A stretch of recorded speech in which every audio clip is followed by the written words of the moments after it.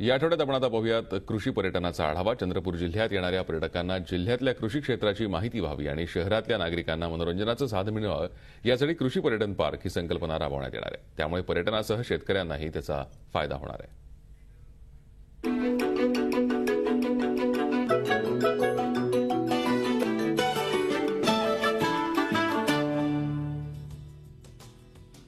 आधुनिक शेतीची शेतकऱ्यांना माहिती मिळावी आणि त्यांची आर्थिक स्थिती मजबूत व्हावी यासाठी कृषी विभागाकडून विविध उपक्रम राबवले जातात।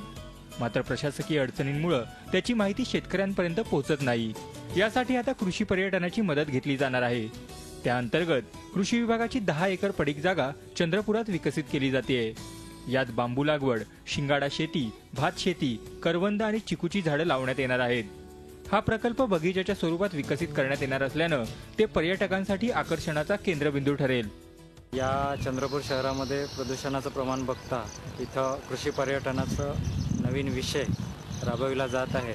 सन 13-14 पासून या कार्यक्रमाची इथं सुरुवात केली जात आहे। त्यामध्ये या शहरातील लोकांना विरंगुळ्याचे स्थान म्हणून हे स्थान तयार केलं जात आहे।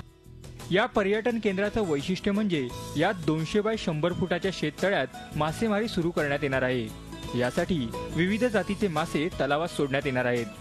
त्यामुळे हौशी पर्यटकांना मासेमारीची संधी मिळणार आहे। या कृषी पर्यटनातून कृषी विभागाला महसूल प्राप्त होणार आहे। मात्र ही संकल्पना शेतकऱ्यांसाठी तितकीच मार्गदर्शक आणि अभ्यासपूर्ण करण्याचा कृषी विभागाचा मानस आहे। आशिष अंबाडे, झी मीडिया, चंद्रपूर। झी 24 तास, एक पाऊल पुढे।